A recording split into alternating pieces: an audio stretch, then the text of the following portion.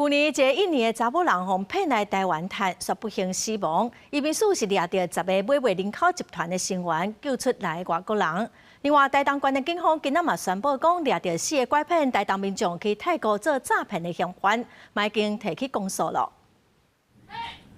移民署北区事务大队机动队甲警方经过1年的长期埋伏监控搜证，今日伫台北、新北市甲桃园等所在，查到以观光名义诱骗外国籍女子来台湾从事性交易的姓欧的男子，甲一位外男籍姓武的女子，因所组成的跨国应店集团总共10个人，查到20几位外籍的女性，其中6个人是人口贩运的被害人。也查到今年1月到5月，这个集团从事不法交易所得362万，被害这个外籍女性，若是护照互因提去，抑个被骗接人去害笑，身体无爽快，也不爱互因去看医生，有一位被害女性就不幸死亡，严重侵害人权。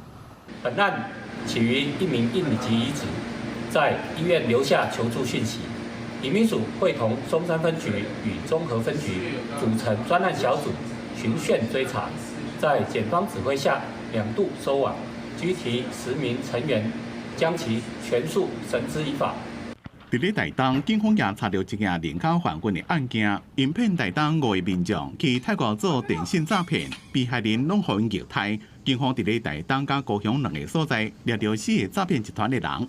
接获民众报案，遭人口贩运集团拐骗，已可以介绍到泰国工作，且环境好、薪水高、可赚大钱，想回国就可以回国等话术诓骗被害人。出国后即遭限制人身自由。这2件人口贩运的案件严重侵害人权保障，分别由台北加台东地检署侦查终结，依照人口贩运防治法加组织犯罪等罪嫌提公诉。记者综合报道。